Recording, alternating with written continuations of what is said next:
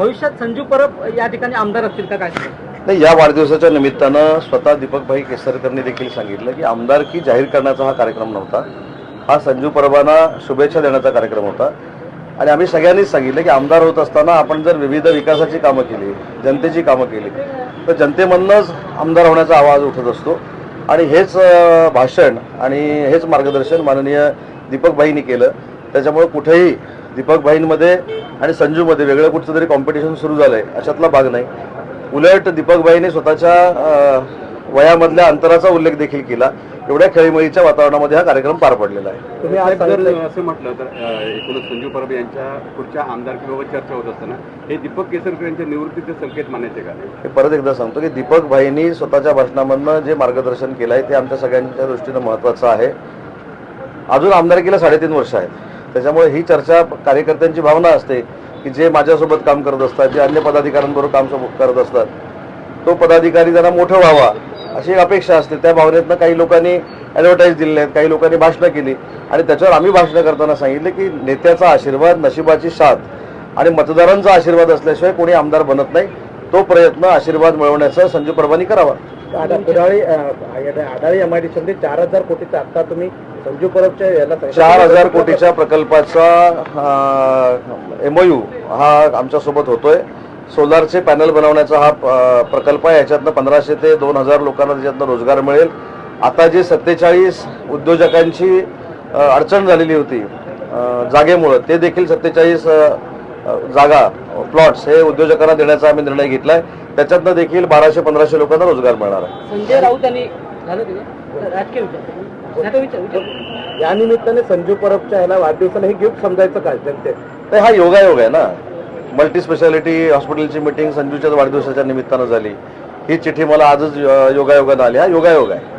साहेब, संजय नक्षलवादी आहे, संविधानिक पदावर बसलेल्या व्यक्ती बोगस आणि भ्रष्ट असं संजय राऊत यांनी परत तेच.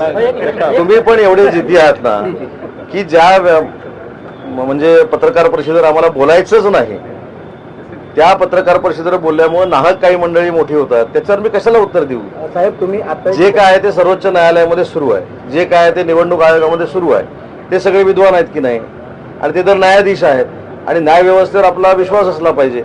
न्यायदेवता जो काही निर्णय देईल हा सगळ्यांना मान्य असला पाहिजे. व्यवस्था भ्रष्ट आहे असं ते म्हणतात. आता न्यायव्यवस्था भ्रष्ट आहे असं जर ते म्हणत असतील तर त्याचा थेट न्यायालयावर आक्षेप जातो. मग न्यायालयानं त्याच्यावर कारवाई करावी, सुमोटो कारवाई करावी. साहेब, तुम्ही मुंबईवरून चाकण जवळ आहे, पण उद्योगमंत्री चाकणला जात नाही, फ्लाईट नाही फिरतात. कोणी सांगितलं तुम्हाला गेलो नाही? साहेब, आपण 6 दिवसापूर्वीचा प्रश्न विचारताय. त्याच्यानंतर मी चाकणला. एक मिनिट, आपण फार जुनी ऐका ना. 7 दिवसापूर्वीच आपण पण अपडेट राहिलं पाहिजे. 15 ऑगस्ट म्हणून मी जाऊ शकलो नाही. 16 ऑगस्टला मी गेलो.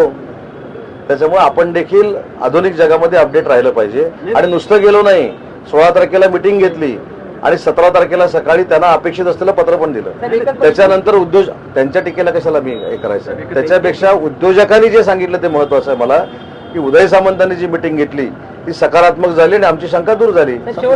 पोषण आहार बनवणारी जी यंत्रणा ही स्वच्छ असली पाहिजे, अतिशय चांगली असली पाहिजे आणि त्या पद्धतीनं शिक्षण सभापतींनी मला आता सांगितलं ही प्रक्रिया त्यांनी ऑलरेडी सुरू केली. तुकाराम मुंडेंनी ज्या पद्धतीने राज्यामध्ये एक वेगळं याच्याबद्दल केलं, अन्नद याच्याबद्दल, तोच मुद्दा आता विरोधक घेतील असं एक भीती सत्ताधाऱ्यांना वाटत नाही. हो, तुम्ही विरोधकांचा नका मनावर घेऊ. 90 निवडणुका जे हरलेत सलग काँग्रेसवाले, ते भाजप आणि शिवसेनेच्या सरकारला कसं काय फाईट देऊ शकतात? आम्ही जनतेमध्ये रुजलेलो आहोत, जनतेची कामं करणारे आहोत, सामाजिक कामं करणारे आहोत. विद्यार्थ्यांना, तरुणांना रोजगार देणारं आमचं सरकार आहे. त्यांच्या अपेक्षा पूर्ण करणारं सरकार आहे. त्याच्यामुळे तुम्ही शंका देखील मला आणू नका पण बोललं म्हणून. हळूहळू वहिनी साहेबांनी मानसिकता केली पाहिजे अशा प्रकारची टीका संजय राऊत यांनी देवेंद्र फडणवीस. मी सांगू का, त्यांच्या पत्रकार परिषदेवर मी बोलतच नाही. ते त्यांची मतं मांडत असतात. तुम्ही ती प्रमाणापेक्षा जास्त मनावर घेता आणि परत त्याचे प्रश्न आम्हाला विचारता. मतदारांनी त्यांना गृहीत धरलेलं आहे, मतदारांनी त्यांना नाकारलेलं आहे.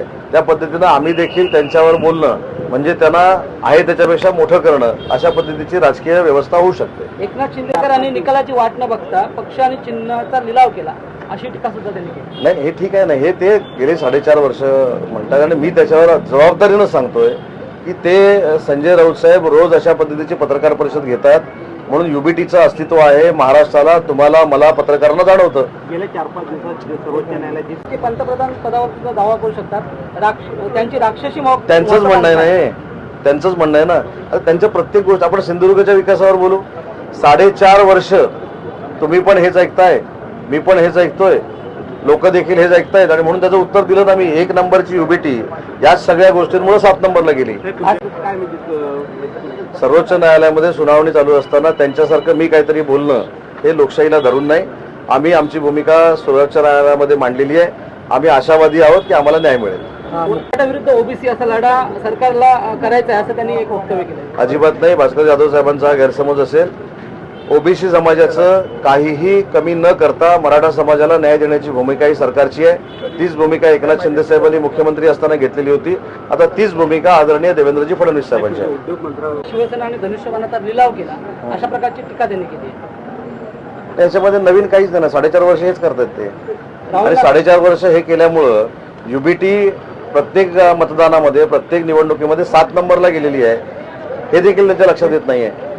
राहुल अधिकार सर्व त्यांच्याकडेच राहणार आहेत, त्यामुळे मंत्र्यांचं डेमोलेशन होईल का त्या निमित्तानं असं कुठं असं वाटतं? बोलले? ते वेगळं झालं. कुठं? त्यांनी काहीतरी सर्व अधिकार आता पुढे मुख्यमंत्री सर्व कागद बघतील. नाही नाही, असं कुठेही झालेलं नाही. कॅबिनेटला मी स्वतः होतो, अशी कुठे चर्चा देखील झालेली नाही. मी राज्याचा उद्योग मंत्री आहे, मला माझे अधिकार अबाधित आहेत. वर्षा बंगले